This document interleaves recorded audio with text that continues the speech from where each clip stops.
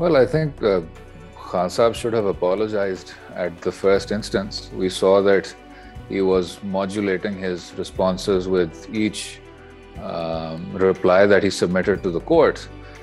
There's no doubt that when the Islamabad High Court has alleged contempt or any other superior court has alleged contempt, then it would be in the fitness of things that an unconditional apology is tendered.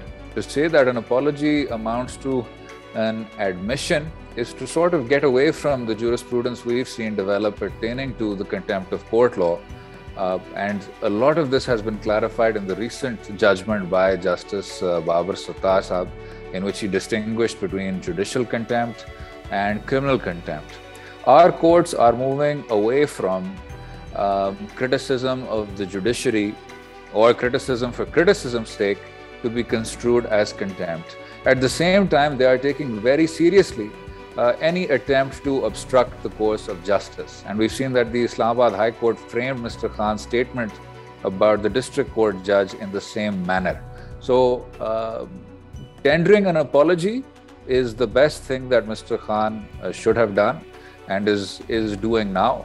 To link this to an admission is to, I think, get away from precedent where we have the Supreme Court saying, in fact, ironically, in Mr. Khan's case, after he criticized the role of the judiciary after the elections of 2013, that we forgive him, we're going to be magnanimous, and let's move on. I don't think there can be any doubt that Mr. Khan's statement was irresponsible, and it subjected a district court judge to the populist will, which does infringe against the independence of the judiciary. But to turn this on a particularly legal angle, a conviction would amount to what we saw with Mr. Yusuf Raza Gilani Sahab in, I think it was 2012, when he was convicted for contempt and therefore knocked out of electoral politics for a period of time. This has to be distinguished from a declaration by the Supreme Court saying that a person is not qualified to be contesting for electoral office within the confines of Article 62. What's the difference? The difference is that if you are convicted for contempt, there is a way back into the electoral arena. If you are declared non-sagacious and non-ameen by the Supreme Court, then that tends to haunt you for life, as we saw in Mian Nawaz Sharif's case. And then after that, Pakistan Muslim League Nawaz's attempts to, so far failures of attempts to reform Article 62 1F. As far as the political ramifications are concerned, I think it would be a sad day that after a string of disqualifications of elected popular leaders, we arrive with yet another one.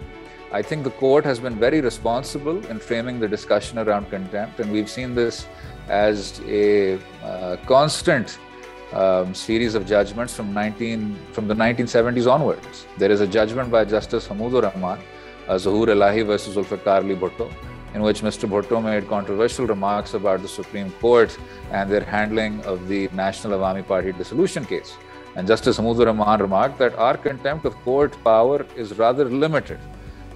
We will only use it sparingly, and in the end they decided that Mr. Bhutto had not committed contempt of court. He was addressing a political gathering. I think that's some distance removed from Mr. Khan naming a judge, which was, of course, there's no two perspectives about it, was irresponsible.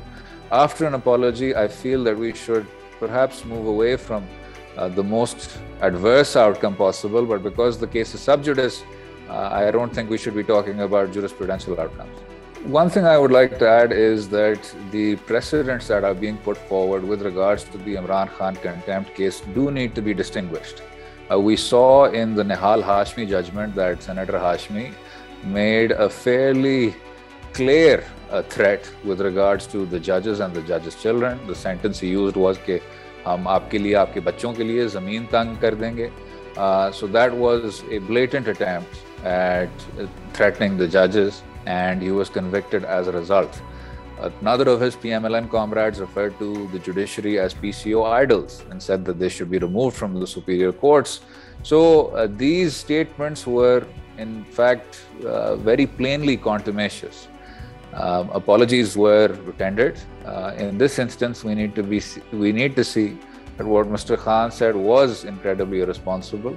If there is an apology in field, then I think the court should make use of their previous jurisprudence and should look at what Justice Babar Sattar Saab also said and try to push on.